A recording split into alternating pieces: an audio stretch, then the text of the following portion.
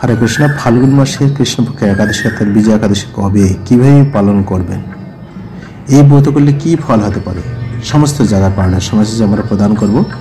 একাদশী ব্রতের নিয়ম একই, অর্থাৎ একাদশীর আগা দিন যারা আপনারা রাত্রে খাওয়া দাওয়ার পরে দন্তে ব্রাশ করে আপনারা সংকল্প করবেন, একাদশীর দিন ব্রত করবেন, তারপর দিন আপনার সঠিক সময় মতো পালন করবেন। আর যারা আপনারা আমিষ গ্রহণ করেন অবশ্যই একাদশী আগা দিন এবং একাদশীর পরের দিন অবশ্যই আপনারা নিরামিষ গ্রহণ করবেন। যারা সামর্থ্যবান রয়েছেন আপনারা নিরাহার, জলাহার নালে ফলাহার করতে পারেন।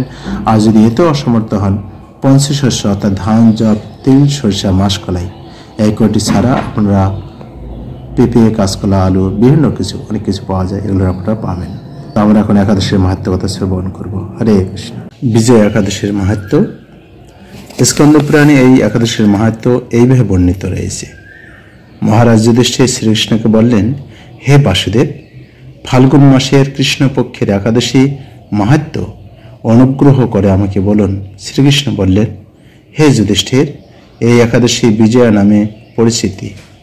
এই একাদশী সম্পর্কে এক সময় দেবর্ষি নারদ স্বয়ম্ভু ব্রহ্মাকে জিজ্ঞাসা করেছিলেন।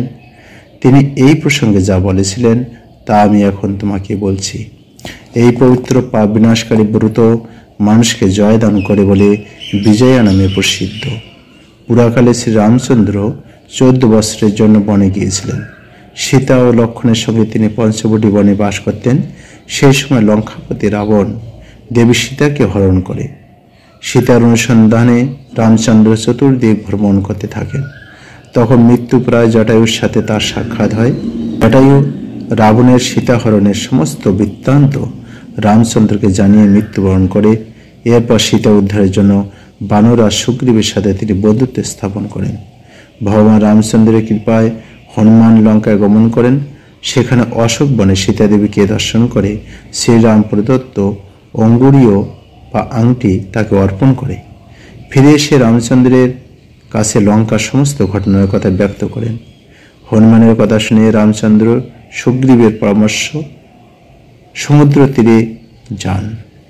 সেই দুস্তর সমুদ্র দেখে তিনি লক্ষ্মণকে বললেন, হে লক্ষ্মণ, কিভাবে এই অগাধ সমুদ্র পার হওয়া যায় তার কোনো উপায় খুঁজে পাচ্ছি না। উত্তরে লক্ষ্মণ বললেন, হে পুরুষোত্তম, সর্বজ্ঞাতা, আদিদেব, আপনাকে আমি কি উপদেশ দেব? তবে বাগদালভ্য নামে এই দ্বীপে বাস করেন। এখান থেকে 4 মাইল দূরে তার আশ্রম। হে রাঘব, আপনি সেই প্রাচীন ঋষিশ্রেষ্ঠকে এর উপায় জিজ্ঞাসা করুন। লক্ষ্মণের মনোরম কথা শুনে তারা সেই মহামুনির আশ্রম উপনীত হলেন। ভগবান রামচন্দ্র ভক্তরাজ সেই মুনিকে প্রণাম করলেন। মুনিবর রামচন্দ্রকে পুরাণ পুরুষ বলে জানতে পারলেন। আনন্দ ভরে জিজ্ঞাসা করলেন, হে রামচন্দ্র, কি কারণে আপনি আমার কাছে এসেছেন তা কৃপা করে বলুন। শ্রী রামচন্দ্র বললেন, হে মুনিবর, আপনার কৃপায় সৈন্যগণ আমি এই সমুদ্রের তীরে উপস্থিত হয়েছি। রাক্ষস রাজের লঙ্কা বিজয় করাই আমাদের প্রধান উদ্দেশ্য। যাতে এই ভয়ঙ্কর সমুদ্র উত্তীর্ণ হতে পারি তার উপায় জানবার জন্য আমরা আপনার কৃপা প্রার্থনা করি।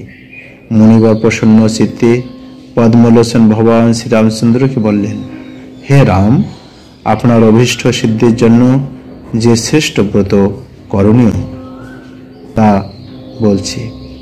ফাল্গুন মাসের কৃষ্ণপক্ষের বিজয়া নামক একাদশী ব্রত পালনে আপনি নিশ্চয়ই সৈন্যগণ সহ সমুদ্র পার হতে পারবেন।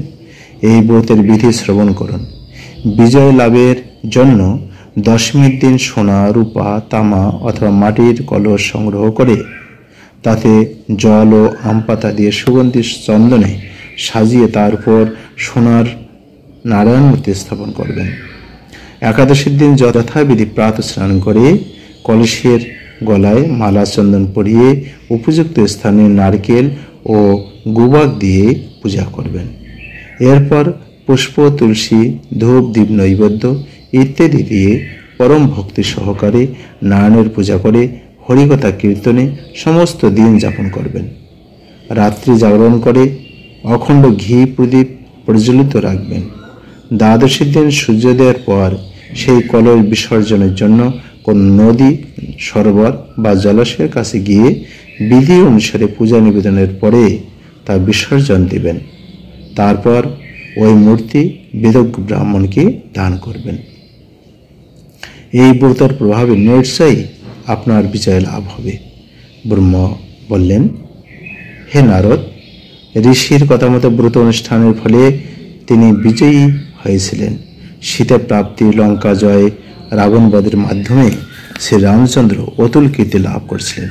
তাই যথাবিধি যে মানুষ এই ব্রত পালন করবেন তাদের এ জগতে জয়লাভ এবং পরজগতে অক্ষয় সুখ সুনিশ্চিত জানবে। হে যুধিষ্ঠির, এই কারণে এই বিজয়া একাদশী ব্রত পালন অবশ্য কর্তব্য। এই ব্রত কথা শ্রবণ কীর্তন মাত্রই বাষ্পীয় যজ্ঞের ফল লাভ হয়।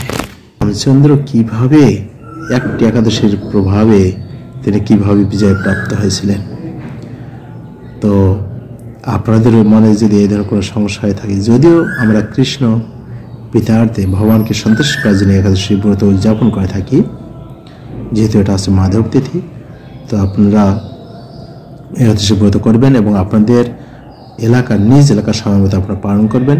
এখন আমরা পালনের সময়সূচি প্রদান করছি।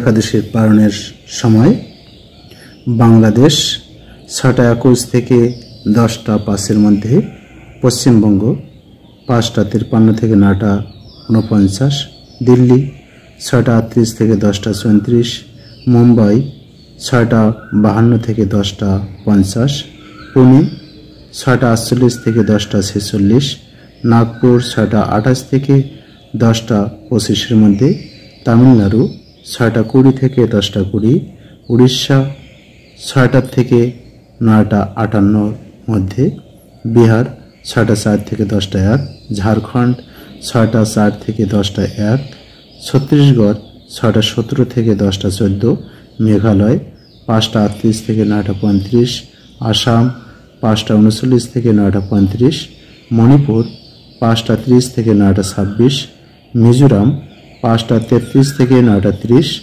সিকিম 5টা 52 থেকে 9টা 48, বৃন্দাবন 6টা 36 থেকে 10টা 32-এর মধ্যে, কর্ণাটক 6টা 31 থেকে 10টা 30, তেলেঙ্গানা 6টা 29 থেকে 10টা 27, ত্রিপুরা 5টা 40 থেকে 9টা 37, গুজরাট 7টা থেকে 10টা 57-এর মধ্যে, কেরালা 6টা 35 থেকে 10টা 35, অরুণাচল প্রদেশ 5টা 28 থেকে 9টা 24, হিমাচল প্রদেশ 6টা 39 থেকে 10টা 34, উত্তরাখণ্ড 6টা 31 থেকে 10টা 26, জম্মু কাশ্মীর 6টা 47 থেকে 10টা 42-এর মধ্যে, আন্দামান নিকোবর 5টা 30 থেকে 9টা 30, নেপাল 6টা 20 থেকে 10টা 16, ভুটান 6টা 18 থেকে 10টা 14, শ্রীলঙ্কা 6টা 20 থেকে 10টা 21-এর মধ্যে।